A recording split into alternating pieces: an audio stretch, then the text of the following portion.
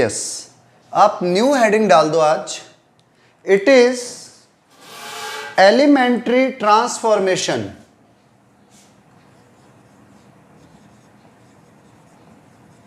Elementary transformation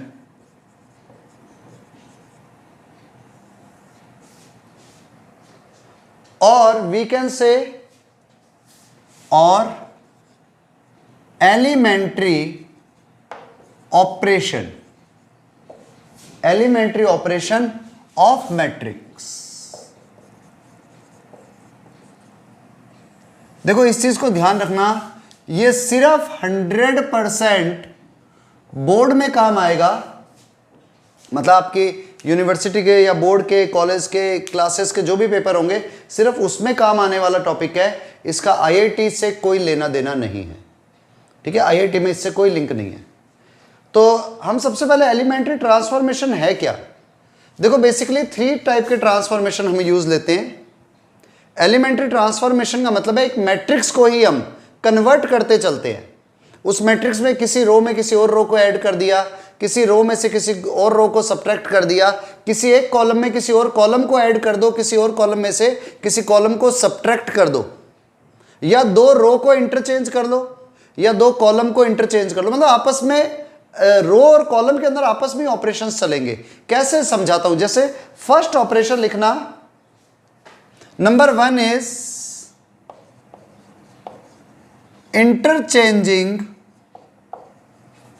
any 2 रो। अब मैं रो लिख रहा हूं, इसका अपने आप ही मीनिंग होगा एनी 2 कॉलम। आप 2 रो की बात करो या 2 कॉलम की बात करो, बात एक ही है। लेकिन याद रखना ये सिर्फ रो की बात हो रही है एक बारी में, और एक बारी सिर्फ कॉलम की बात हो रही है।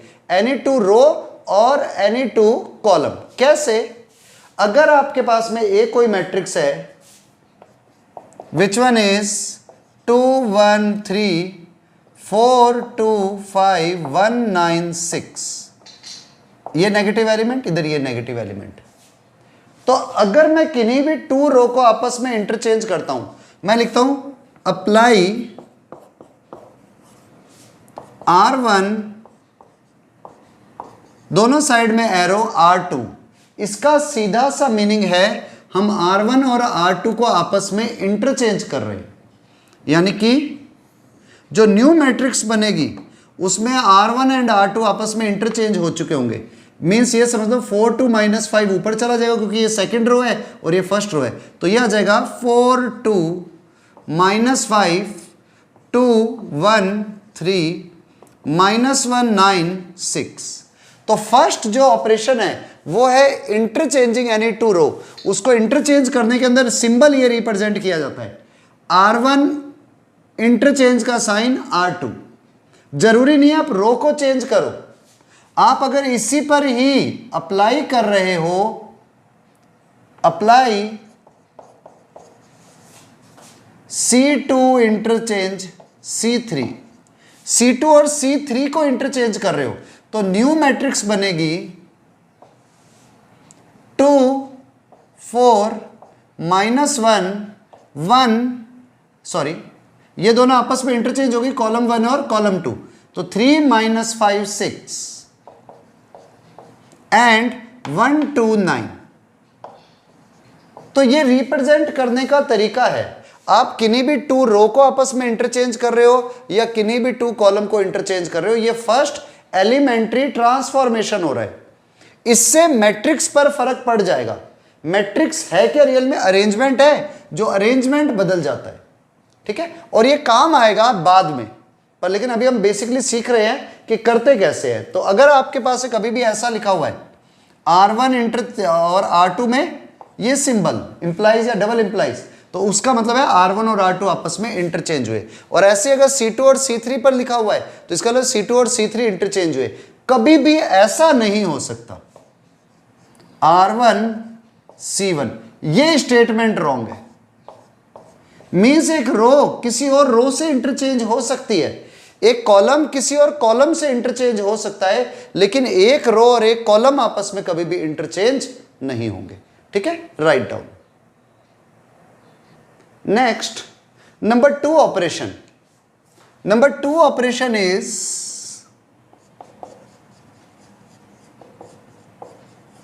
multiply all elements of a row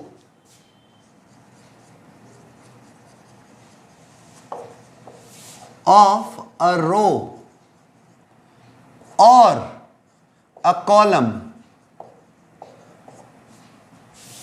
by a non-zero scalar। यहां पर नॉन जीरो स्केलर का मतलब है एक नॉन जीरो नंबर से किसी एक रो को या कॉलम को मल्टीप्लाई करना। कैसे, ये समझो। मान लो आपके यहां से मैट्रिक्स ये रही 2 1 3 1 4 9 2 6 7। आप क्या कर रहे हो, ये मैट्रिक्स ए है। हमने सबसे पहले क्या किया, R2 में लिख दिया 3R2। इसका मतलब रो 2 के सारे एलिमेंट्स को 3 से मल्टीप्लाई कर रहे हैं, तो न्यू मैट्रिक्स आ जाएगी 2 1 3 एज इट इज, 2 6 7 लास्ट वाली एज इट इज, और इसमें आपने 3 से मल्टीप्लाई किया तो 3 12 27। मीन्स जब आपके पास में R2 लिखा हुआ है और 3R2 लिखा है, मीन्स R2 के हर एलिमेंट को 3 से मल्टीप्लाई किया है हमने। अगर यहां पर नेगेटिव नंबर होता R3 में तो इस पर कोई फर्क नहीं पड़ना था। यहां पर और यहां पर कोई चेंजेस नहीं आने वाले। R1 और R3 में कोई चेंज नहीं आ रहा, क्योंकि हमने मल्टीप्लाई किससे किया, R2 से। ये भी एक एलिमेंट्री ऑपरेशन है कि आप किसी भी एक रो में किसी नंबर को मल्टीप्लाई कर सकते हो। बस number should be non zero, नहीं तो पूरी मैट्रिक्स ही के सारे एलिमेंट उस रो के जीरो बन जाएंगे। ऐसे ही आप चाहो तो एक और ऑपरेशन अप्लाई कर सकते हो। कॉलम 2 में या कॉलम 3 में 2 की मल्टीप्लाई करना, 2C2। अच्छा देखो, जब कॉलम 3 में कर रहे हैं ना, तो कॉलम 3 ही लिखोगे और उसमें 2 की मल्टीप्लाई हो रही है। ये नहीं कि इधर कॉलम 2 आ गया इधर कॉलम 3 आ गया। नो, C3 है तो C3 में ऑपरेशन, R2 है तो R2 में ऑपरेशन। अब हमने 2 की मल्टीप्लाई करी कॉलम 3 में, तो नई मैट्रिक्स बनी इससे। It will be 2 1 -2 1 4 6 and 3 2 6 9 2 18 7 2 14। तो ये इसका सेकंड ऑपरेशन है। वापस से वही स्टेटमेंट, आप किसी एक रो में दूसरे कॉलम को मल्टीप्लाई नहीं कर सकते। किसी रो के अंदर आप इधर R1 और इधर 2C3 नहीं लिख सकते। इवन दो आप हमेशा ऐसे लिख सकते हो, RI इज इक्वल में जो चेंज हुआ है वो K इंटू RI। मीन्स अगर IV रो है तो पूरी रो में मल्टीप्लाई होगा। अगर आप ये लिख देते हो ना CI K इंटू CI तो सही है, लेकिन अगर आपने लिख दिया RI K इंटू RJ, अब ये रॉन्ग है। मीन्स ऐसा नहीं हो सकता कि C3 इधर और इधर हो जाए 2C4। अगर आप रो 1 2 ले रहे हो तो पूरी रो 2 में 3 की मल्टीप्लाई होगी। अगर आप C3 ले रहे हो तो पूरी C3 में 2 की मल्टीप्लाई होगी। मीन्स नंबर जब मल्टीप्लाई होता है तो पूरी एक सिंगल रो या पूरे एक सिंगल कॉलम से मल्टीप्लाई होता है। Write down. Third operation. अब हम थर्ड ऑपरेशन की बात करते हैं। It is adding to the elements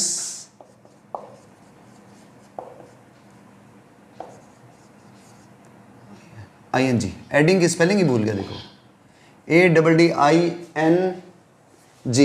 adding सही था। To the elements, adding to the elements of a row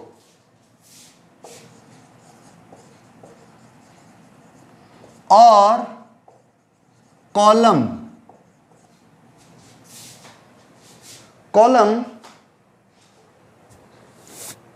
the corresponding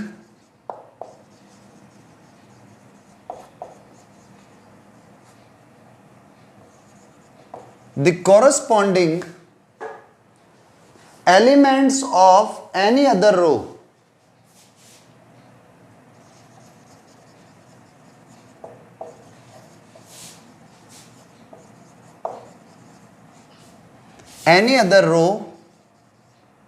or column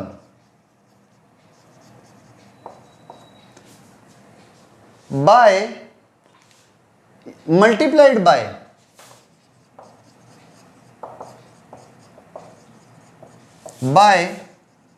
any scalar। अच्छा याद रखना, स्केलर का मतलब यहां पर वो वेक्टर और स्केलर वाले सिंपल वेक्टर स्केलर नहीं है, यहां पर स्केलर से मीनिंग होता है एक नंबर से। इसका मीनिंग क्या है? Adding to the elements of a row, किसी रो के एलिमेंट्स से, क्या? Adding the elements of a row, किसी रो के एलिमेंट्स का एडिशन करेंगे हम किसी और रो के एलिमेंट्स में, और वो भी कैसे? या तो उसका मल्टीपल कोई होगा। जैसे आप ये समझो, एक सिंपल एग्जांपल है, तो चलो एक बार 2x2 की मैट्रिक्स में देखते हैं। एक मैट्रिक्स है मेरे पास 4 9 2 5। अब हम चाहते हैं कि मैं इस 4 को 0 बनाऊं, बोर्ड पर फोकस रखना पूरा। यहां पर मेरे पास मान लो -2 है, मैं चाहता हूं मैं इस एलिमेंट को 0 बना लूं। तो मैं क्या कर रहा हूं कि मैं इसका डबल R1 में मैं R2 का डबल ऐड कर देता हूं। उससे क्या होगा? देखो 4 9 है, इसका डबल किया तो 2 2 जा 4। अब ये चेंज किस में हो रहा है? R1 में चेंज हो रहा है। जो मैं यहां मैट्रिक्स, ये जो यहां पर रो लिखता हूं ना, सारे चेंजेस उसमें ही होते हैं। तो जब मैंने R1 लिखा तो R1 में क्या चेंज हो रहा है? R1 में हम, सॉरी मैंने यहां पर वापस लिख दिया, R1 में हम चेंज कर रहे हैं R1 + 2R2, इसका डबल ऐड कर रहे हैं। तो आएगा क्या? चेंज क्या आएगा? नई मैट्रिक्स बनेगी। ये एज इट इज लिखे जाएंगे -2 और 5। इसको चेंज मत करना क्योंकि चेंज सिर्फ R1 में हुआ है। इसका डबल -2 × 2 4, 4 और 4 को ऐड किया 0, 5 2 10, 10 और 9 का ऐड किया 19। मीन्स आप किसी एक रो में किसी और रो के मल्टीपल को ऐड कर सकते हो, पहला रूल। ऐसी एक और रूल, फिर से मैट्रिक्स ले लेता हूं, ये मैट्रिक्स वापस से A लिख दी, 4 9 -2 5।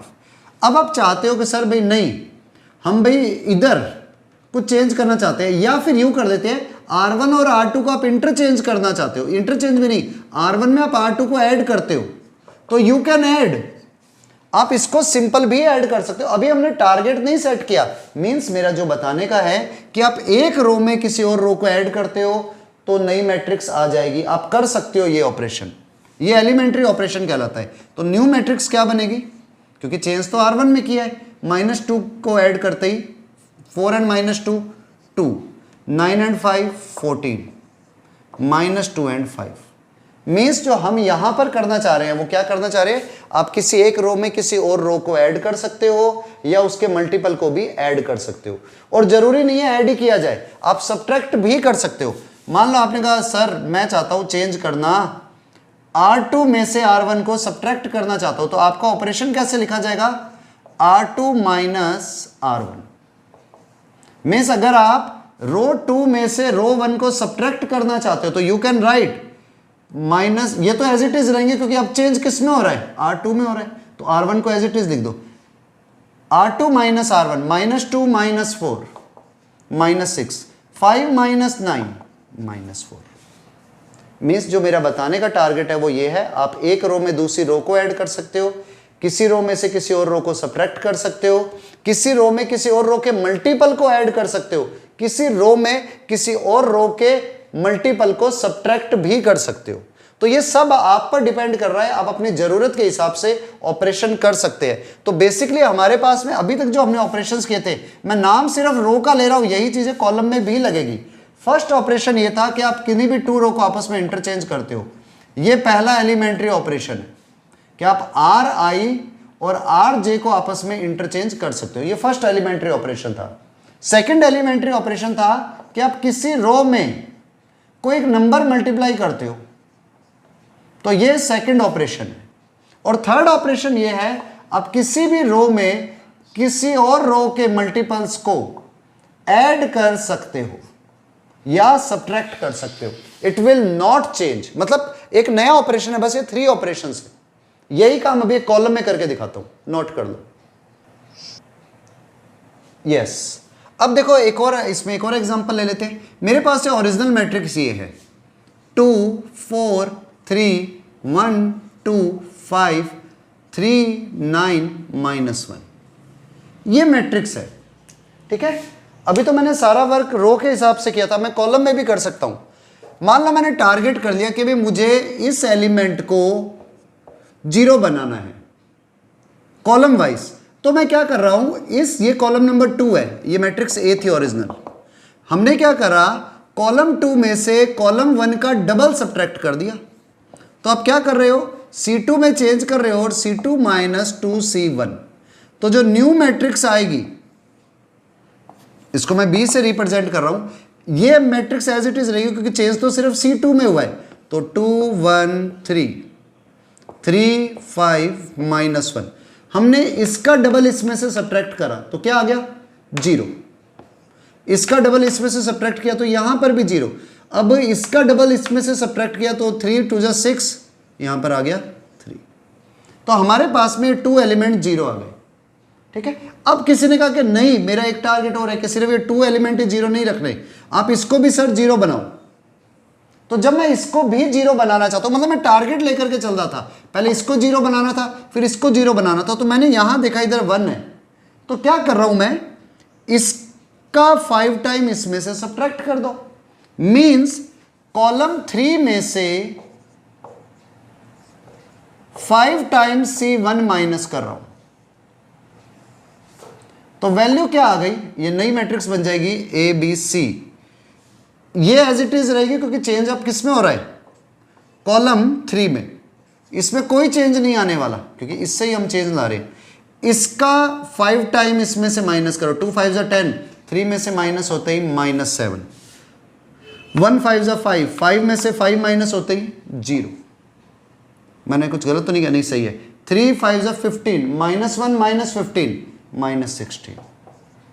मतलब मोटो ऑफ स्टोरी क्या है कि आप किसी एक रो में से किसी और रो को सब्ट्रैक्ट कर सकते हो, किसी रो में से किसी और रो के मल्टीपल को सब्ट्रैक्ट कर सकते हो, किसी कॉलम में से किसी और कॉलम को सब्ट्रैक्ट कर सकते हो, ऐड कर सकते हो, किसी कॉलम में से किसी और कॉलम के मल्टीपल को ऐड या सब्ट्रैक्ट कर सकते हो। नया ये एलिमेंट्री ऑपरेशन है। ऐसे ही जरूरी नहीं आप ये प्रोसेस करो, आप चाहो तो इस वाले में कॉलम 1 में कॉलम 1 कॉलम 2 कॉलम 3 तीनों को ऐड कर सकते हो। मतलब किसी एक रो में या एक कॉलम में और सारी रो को ऐड कर सकते हो। तो बस इस चीज का एक ध्यान रखना, जो भी आप जिसमें भी चेंज करते हो उसका मल्टीपल हमेशा 1 होता है। मान लो आपने कॉलम 3 में चेंज किया ना, तो कॉलम 3 का मल्टीपल हमेशा 1 होगा। आप किसी और कॉलम को ऐड कर रहे हो तो उसमें चेंज हो सकता है -5 +5। जैसे यहां पर कॉलम 1 है तो आप कॉलम 1 में कॉलम 2 और कॉलम 3 को ऐड कर रहे हो, तो कॉलम 1 का मल्टीपल हमेशा 1 होना चाहिए जिसमें आप और रो को या और कॉलम को ऐड करते हो। तो जैसे नया चेंज क्या आया, मैं इसी में ही सारे चेंज करूंगा, चलो इसमें कर देते हैं, इस बार इससे ला रही है रिजल्ट। कॉलम 1 में मैंने कॉलम 2 और कॉलम 3 को ऐड किया, C1 + C2 + C3, तो और तो सब सेम रहेंगे, 0 0 3 -7 0 -16, ऐड करो -7 + 0 + 2 -5, 0 + 0 + 1 1, -16 + 3 + 3 -10। तो लॉजिकली एक एलिमेंट्री ऑपरेशन है क्या, किसी 2 रो या 2 कॉलम को आपस में इंटरचेंज करना, पहला किसी एक कॉलम में कोई और नंबर मल्टीप्लाई करना या किसी एक रो में कोई और नंबर मल्टीप्लाई करना, सेकंड एलिमेंट्री ऑपरेशन। और थर्ड ऑपरेशन है किसी एक रो में किसी और रो को ऐड करना या उसके मल्टीपल को ऐड करना या उसके मल्टीपल को सब्ट्रैक्ट करना या कोई और 2 रो के मल्टीपल्स को ऐड और सब्ट्रैक्ट करना। ठीक है, बस याद रखना है जिसमें आप चेंज ला रहे हो उसका मल्टीपल हमेशा 1 होना चाहिए। जैसे C3 में चेंज लाए हो आप तो C3 का मल्टीपल 1 है, C1 में चेंज लाए हो तो C1 का मल्टीपल 1 है, C1 में C2 में इधर चेंज लाए हो तो C2 का मल्टीपल यहां पर 1 होना चाहिए। ठीक है, अब आप सोच सकते हो, आप चाहते ना तो ये प्रोसेस C2 में भी कर सकते थे क्योंकि C2 का मल्टीपल भी यहां पर 1 है। अभी जब क्वेश्चंस करेंगे ना तो आपको क्लियर होगा और ज्यादा। चलो नेक्स्ट पॉइंट पर आते हैं। It is elementary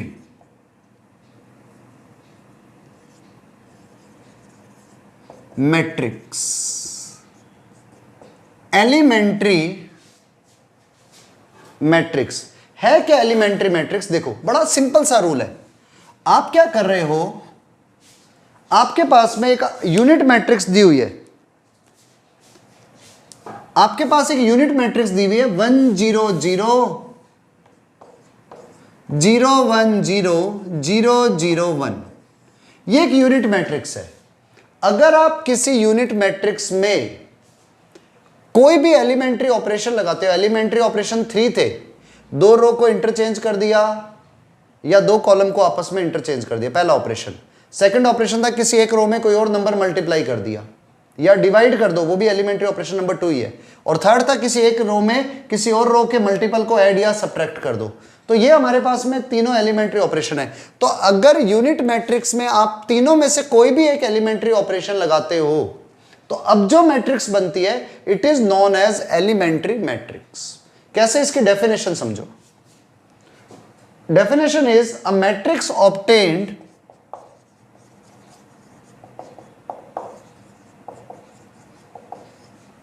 a matrix obtained from an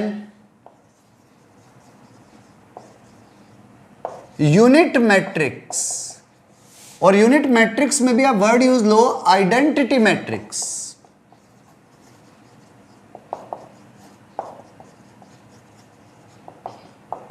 identity matrix by a single elementary operation.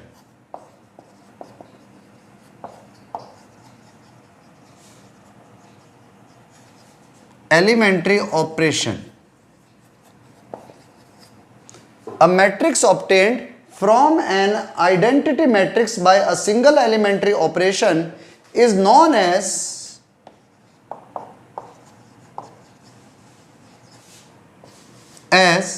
कौन सी मैट्रिक्स? Elementary matrix.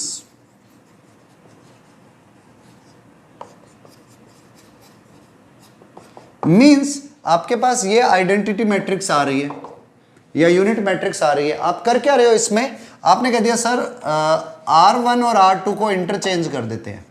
तो जैसे आपने R1 और R2 को इंटरचेंज किया,